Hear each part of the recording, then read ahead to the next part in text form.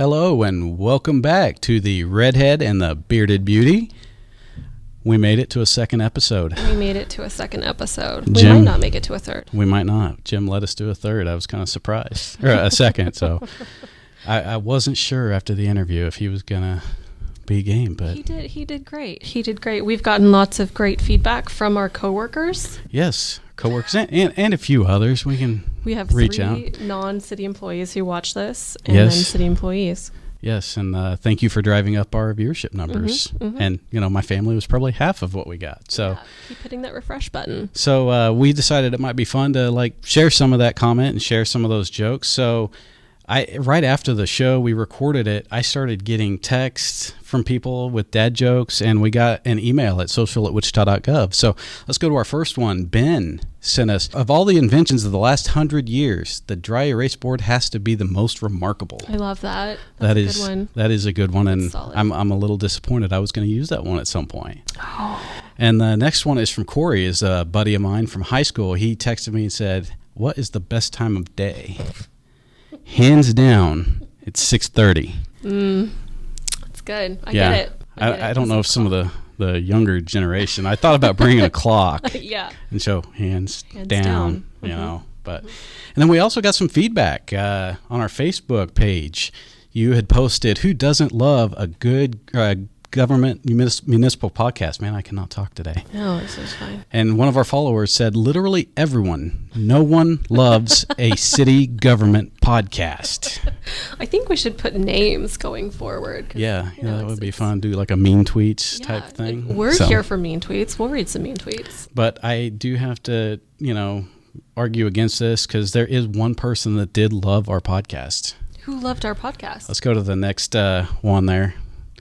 I think you did a great job. Your voice is perfect for this sort of thing. Love the shirt. That's very sweet. And that is from my mom. Did she get you the shirt? She did. She bought me the shirt. So for those of you who didn't watch the last episode, I had a shirt that said, I keep my jokes in a dad base. So yeah, it was good stuff. So I like that. Well, it's been interesting. If you are at City Hall or any public service long enough, you get things in the mail, and you get weird things in the mail. Over my 7 years here at City Hall, I've gotten weird things in the mail before, but I got a card that was unmarked, unsigned, and written in block letters, mailed to our office. And it's just different. So we have an audio format, so I'm going to describe this. So if you're watching on YouTube, just forgive this, but there is a very happy chipmunk, and he's got a little grin on. And inside the card, which is not signed and there's nothing written, says, "In case you couldn't tell, everyone's pretty happy for you." And again, what did you do that everybody's so happy for you? I have no idea.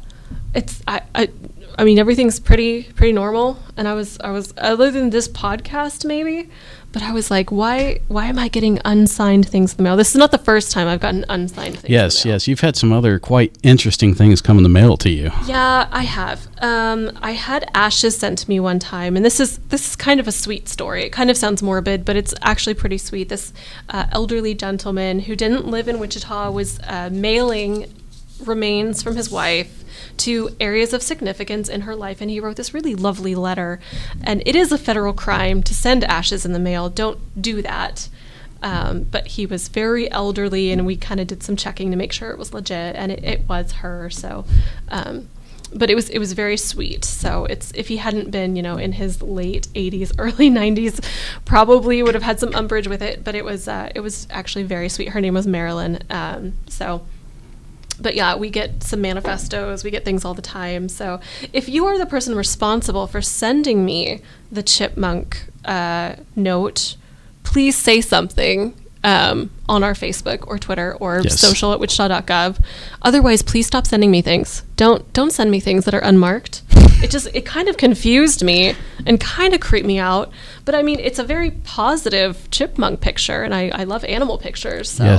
Yes, and it's very realistic looking. I love the smile on that chipmunk. That chipmunk has some big teeth. Very big teeth. Yeah. So yes, I can guarantee you, I was not the one who sent you the card. I thought it was a prank at first. Yeah.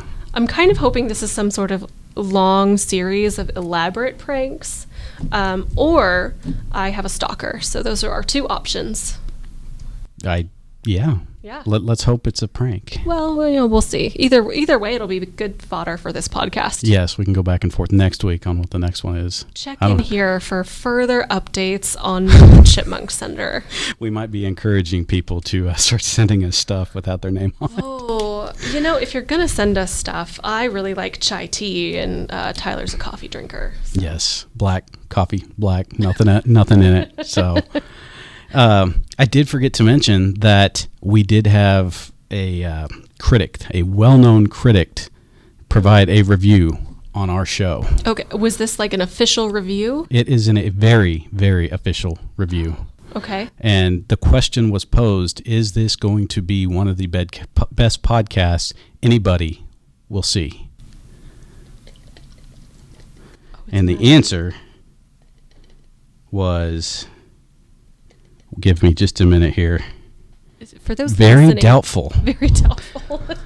For those listening, Tyler has a magic 8-ball, and he just had to consult it. Yes, the 8-ball told me that people are not going to listen. Oh well, there's only one way to confirm if the 8-ball is correct or not. Yes. Oof. So, all right, I think we've had enough fun for now. So, let's take a quick break, and we'll be back with our first guest.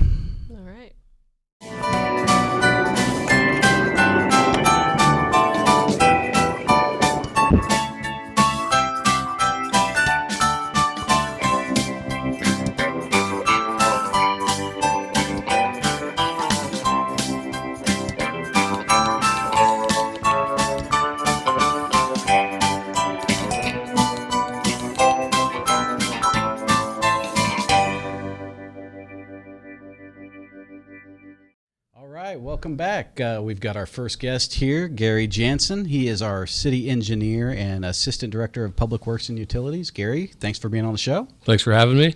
So let's start off. Just tell us a little bit about who you are and where you come from.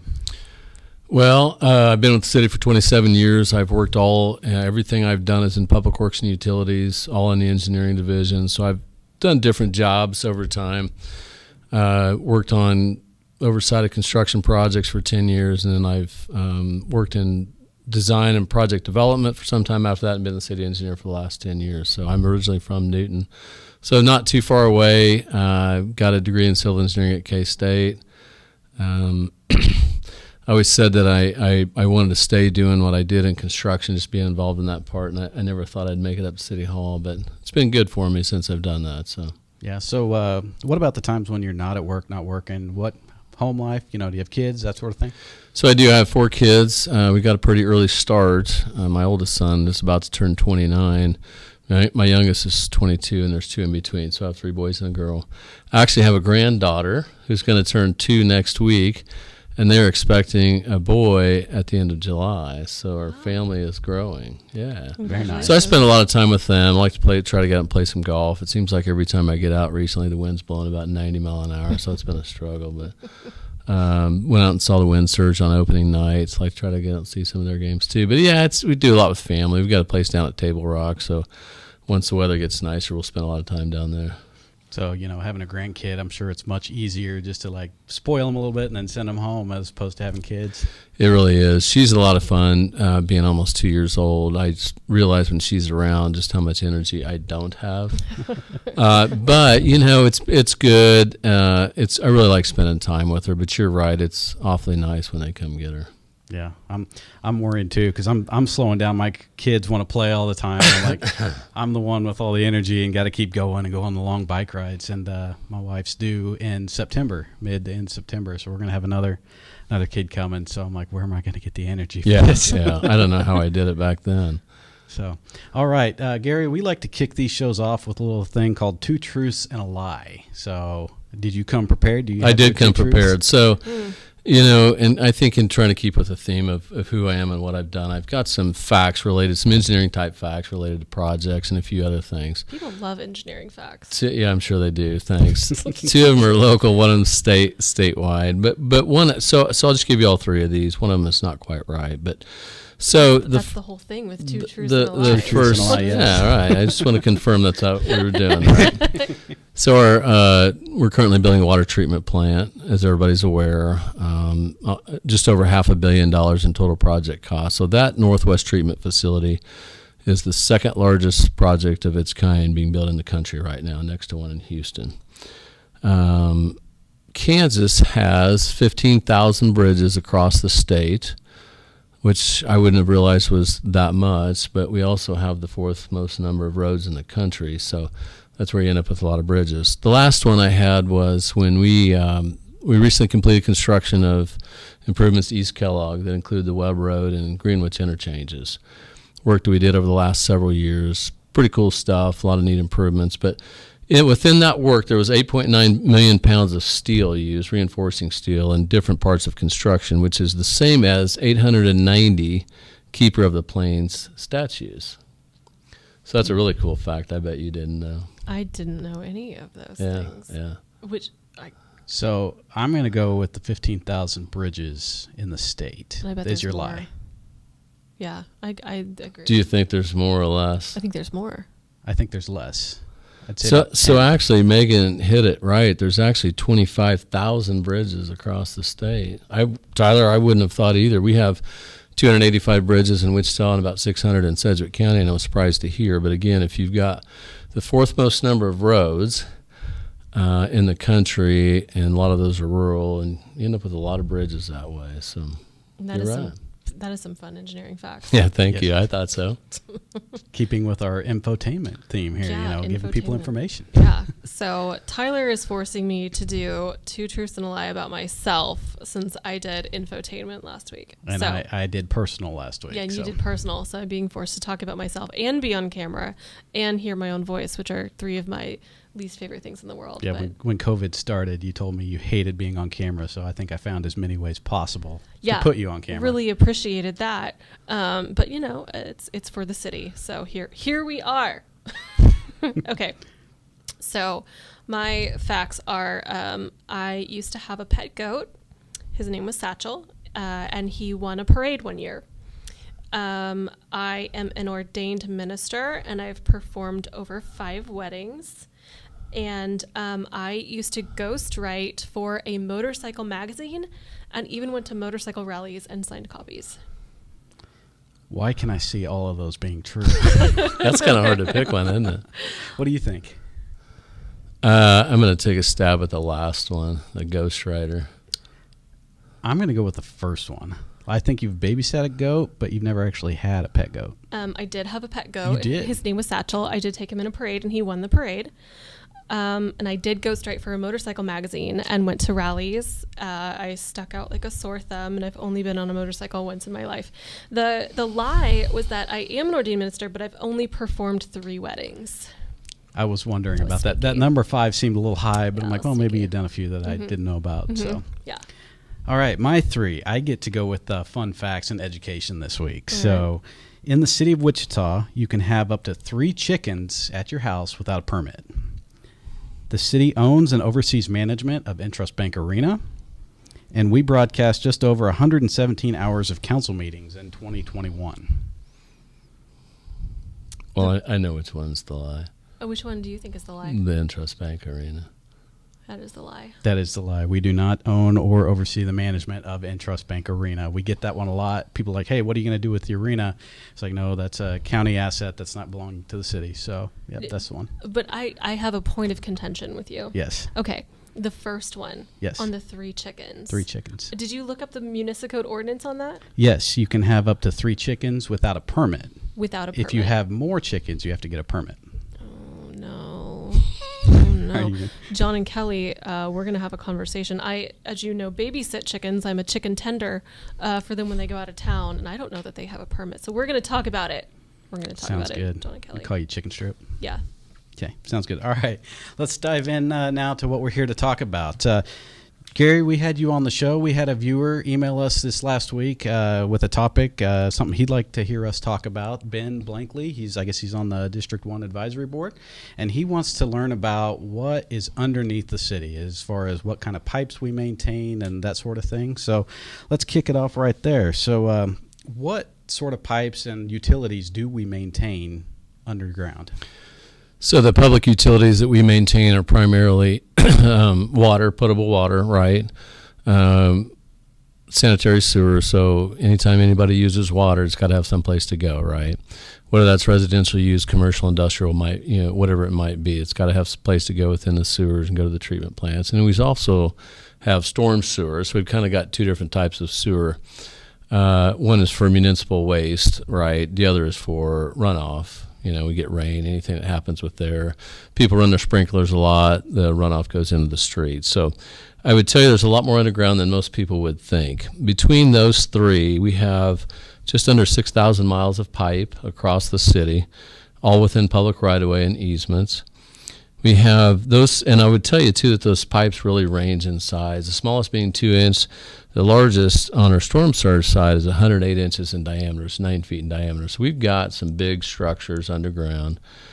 We have structures associated with that, especially on the sewer side, manholes, inlets, things like that for access, things that allow the rainwater in.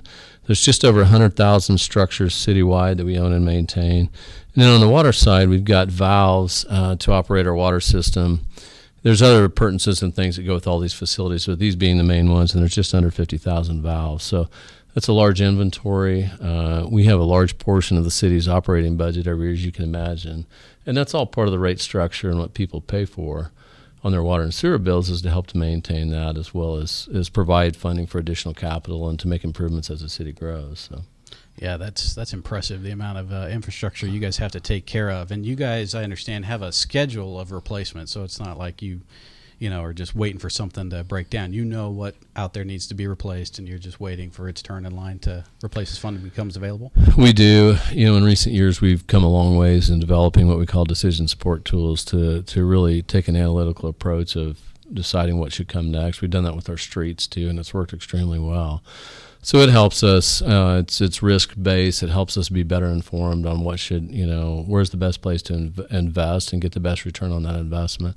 And I think it's working extremely well. And we've still got our maintenance staff who has to be reactive to leaks, to unexpected issues, and so they take care of those on a daily basis. But with this decision support tool, helps inform what goes into the capital improvement program on an annual basis. So we've got, just like on the water side, we've got about $11 million a year programmed within the capital improvement program, the CIP, for water main replacements. And, recently we've had a couple of issues with some water mains that has brought that a little bit more into light. I don't think I heard about that. Yeah, well, just in case you hadn't. And so it's been handy. It's been good to have that funding there. And obviously we're still trying to look forward and make sure we're being as proactive and progressive as we can to try to avoid those types of things happening in the future. Gotcha. Walk me through it. Okay, so when a pipe breaks, what is the process? What happens? Say outside of like the large water main break, if just a neighborhood pipe breaks, what do we do? So the first thing we try to do is isolate where the break is, because that can be a little bit of a challenge. Even with all of modern technology, it's underground, right? You can only do so many things to really pinpoint exactly where there's a pipe break. Usually it ends up being surfacing water, right?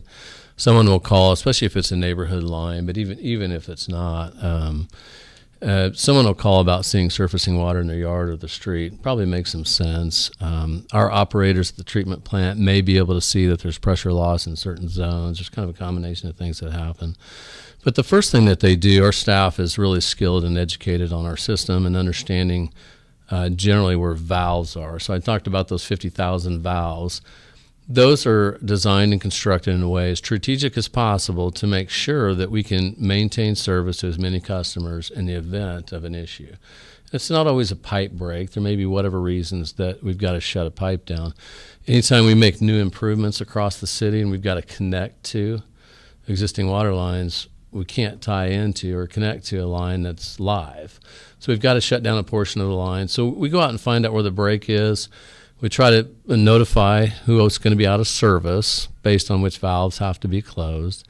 And if it's an emergency situation, obviously it's a very short notice. But we do everything we can then try to make those repairs, as expeditious as possible, get the line back in service. So, that's something that our water distribution division does on a fairly regular basis. But we're trying to help them with these capital costs of getting those older lines replaced that have a leak history, so that they're less prone to have those issues to deal with. And when you say valve, you mean like a shut-on valve that you might find in your home? Very similar to that. These are a little bit bigger. Some of them work a little bit different. I mentioned on our water side, most of our pipe is 48 inches smaller, but even on a 4-foot diameter pipe, that's a large valve. So these take special operators, but the premise is the same type of valve. Smaller ball valves, types of things. The water shut off inside your house, that's a valve inside of there. These are just on a lot bigger scale, but it does the same thing. It helps you stop the flow of water, between. And so that's the other part of it. When you've got to go in and make a repair, you've still got all that section of pipe that's full of water. So you got to deal with that, get all the water out of the pipe. And that can be a real issue when you've got a lot bigger pipe. Yeah, I know it was pretty impressive. I've seen some of the photos of the last, leak we had. And they sent divers down in the pipe to take a look and see what the damage was. It tells you how big the pipes are. But, it's good to have. Again, even with modern technology and trying to send cameras through there, the visual you get just not as good as sending people through there. So these divers are trained.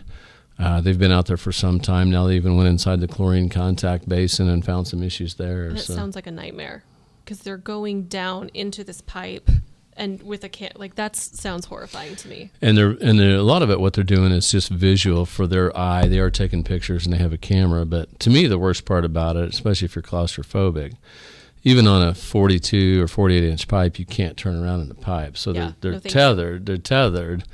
And they swim one direction and have to be pulled back out. So I know that this isn't your expertise, but how do you get into that line of work? That's a really good question. I was on site here in the last month or so, and we were talking about that same thing with the contractor. I don't know if I got an answer. Pretty specific. I think they get paid pretty well.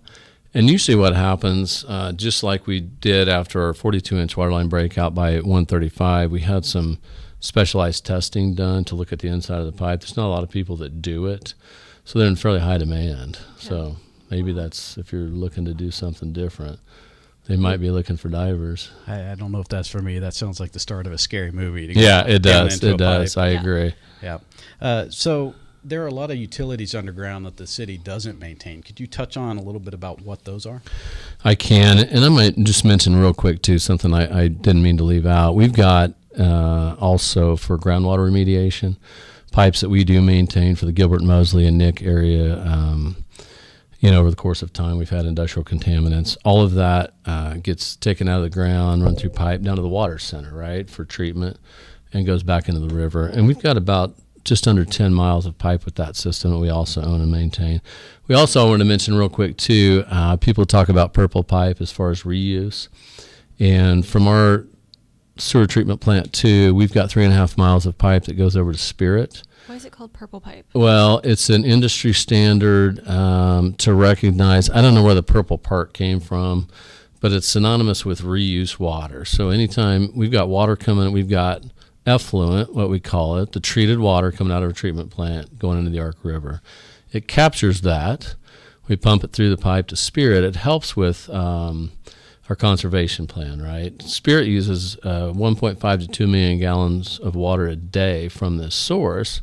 They're using that much less potable water from the city. Helps with our overall conservation plan. So, does that remove water from the river if we use the effluent water in that way? Well, it just keeps it from going into the river. It just before it goes into the river, it captures it coming out of the treatment plant before it enters the river, and it pumps it to Spirit. Otherwise, it would just be going directly into the river. Right, but using it for Spirit doesn't impact our water levels or anything. No, and it would just be everybody downstream. But there's so much water coming through that river that you wouldn't even really notice any difference. So anyway, I wanted to mention those real quick. Purple pipe has just been an industry standard so that people know, especially when they're excavating, that they come across that you know right away what that's for. But you asked the other question about there's a lot within the right-of-way that we don't maintain. We've got about 25 different companies who have franchise agreements to be within our rights-of-way and generally within the easements too. A lot of those are communication. There seems to be a lot more and more about that. We had talked a little bit about, AT&T has got a big project to put in new fiber around the community because we're here for calls from people a lot about that. Two different gas companies. Kansas Gas has got just under 2,000 miles of pipe within the rights-of-way. In Wichita, they got 123,000 customers. Black Hills Energy doesn't have as much, but they've also got. AT&T, I mentioned, I asked them if they had any idea of how much cable and conduit they had underground. They said it was just thousands of miles, and there's just no way of knowing. Cox Communications, as neat to see, has got a lot, but most of those franchise utilities, what they have, the facilities they have are underground. It's their responsibility to own and maintain. We permit those. Actually, within my office, we've got a group that just oversees everything that happens in the right-of-way that's not related to projects. So we issue about 8,000 permits a year, so that tells you how much is going on in those rights-of-way to place those facilities, for them to own them and for them to maintain them. One of our goals is to make sure that right-of-way is safe. By city ordinance, you have to take care of that right-of-way out in front of your house, right? Underground is all these facilities. We've got to make sure that there's no public safety issues with that related to people needing to use it and needing to take care of it. So that's a big part of what we do, making sure everybody can coexist within what's getting to be more narrow space because there's so many people in there. But yeah, it seems to be growing on the communication side. We've seen a lot with wireless communication facilities, but that also includes fiber optic cable a lot of times. So there's more and more demand, so we're trying to do what we can to make that work. So you're saying if people want to dig or plant something, what should they do since there's all that stuff down there? I'm glad you asked. This is actually Safe Digging Month. Oh, everyone's favorite holiday. Yes, right. And so a very friendly reminder for everyone to dial 811 before digging. Yes, anywhere on their property. Regardless of what they think or assume, it's easy, it's quick, and it's the right thing to do for sure. It is, and I always look forward to Safe Digging Month. In our household, Yes. we celebrate. I figured you did, Yes. yeah. And we planned that out. We knew that was coming up, Yes. so that's why you're on the show. Good timing, yeah. It's definitely not a surprise. We took that into account. So, Yeah. no, I definitely called 811 when we first moved into our house. I put in a privacy fence, and I called them out. They came up and marked up the yard, and it's a good thing they did because where I had measured to put a post, there was an electric line right there, so I had to adjust the plans a little bit. So, Gary, tell me a little bit about when you guys do road construction projects or other large projects like that, what kind of coordination goes into, working with the other utilities or working with stormwater, working with sewer, that sort of thing to kind of try to merge those projects into one or to coordinate so they're all working together? It's a very specific part of what we do. We've got staff dedicated just to that. Within our engineering group, we've got, when we're fully staffed, we've got almost 20 engineers, most of them being licensed engineers. And then we have a fairly large technical staff, both on the design side and construction management. So that's a critical part of what we do on all projects. It's one of the factors that will drive the timing of a project about as much as anything. So on one side, we work closely with the franchise utilities, the private utilities, because per their franchise agreements, they have to relocate for any public improvements. So we're going to go widen the street. Anything that we're going to do, maybe add drainage, whatever happens within the public right-of-way, we've got the first right to be there. And they know that. So we have to plan with them what their timing looks like, make sure that there's space for them to relocate. We also want to be good partners with them. We're not just trying to take up someone's time and money to shove them out of the way. So we work closely with them. If we can make adjustments to our design for public improvements that might help them stay in that location, and we do that because we'll get to the project a lot quicker and have less disruption for the citizens. And because what happens is if you live on a street that's going to get rebuilt, you kind of get hit twice. When the private utilities come in, they tear up your yard and they move the utilities, we come back in with our public project and do it again. So we try to provide as much coordination as we can. We do the same thing effectively on the public utilities side. If you looked in our capital improvement program, you'll see a long list of arterial street projects that are going to be rebuilt. if you're able to put the two together, you could look on the utility side and see some places too that there's funding for water mains to be reconstructed, either that are in conflict or because of their age and condition. I talked about this decision support tool and balancing risk. It makes sense for us maybe to replace the water main in as we're replacing the street. We got everything torn up at once. We save cost overall, and we don't want to leave an aging facility under or around a brand new street that we're going to have to come back and tear up later. So that is all part of our planning that I think we've done a really good job on. We've got some engineers who've been on staff for quite a while and have a really good handle on that. So that's what goes into, we're working on the new CIP right now and looking at projected cost. All of that plays into that. Well, I think that there's just so much that goes into keeping our city running. But I think what a lot of people know you for is the signal optimization. Just touch on that. That's a hot topic for a lot of people. I don't know that I agree that everybody knows me for that, but regardless, I'll famous Gary Jansen. Yeah. Signal so optimization. We, for those who've been on Douglas lately, between the river and hydraulic, we're doing that right now. There's 13 signals. And the whole idea of signal optimization is we're upgrading software, hardware, equipment, facilities, everything that goes with traffic signals, utilizing new technology and some pretty innovative stuff to make a couple things happen. We want those signals to be able to communicate better with each other. We want to be able to communicate with those signals. A lot of our downtown signals are run on fixed timers. There's no actuation. There's no push buttons for pedestrians, and there's no detection for vehicles. A lot of our signals in the more outer areas, you'll see either have cameras or this box on them. It's an enclosed box, which is actually a radar, and it's more reliable than the cameras. But it helps detect vehicles, right? These are not fully adaptable. They don't just react to traffic. So we still look at historic traffic patterns. We put actual timing patterns in the signals for them to react to what most normal days are. However, with that added technology, with that added equipment and those abilities, it can start to adapt. But downtown, the biggest thing that happens right now, I've mentioned those fixed timers. If pedestrians don't have a button to push, every single one of those signals, there has to be a time when it goes red one direction so people can walk in the other direction, even if no one's there. That lends itself to some safety concerns, because if you get certain areas where not a lot of people walk, people start running red lights. Yeah. And that's where you start to see some problems, because finally when someone's there, they're not paying attention.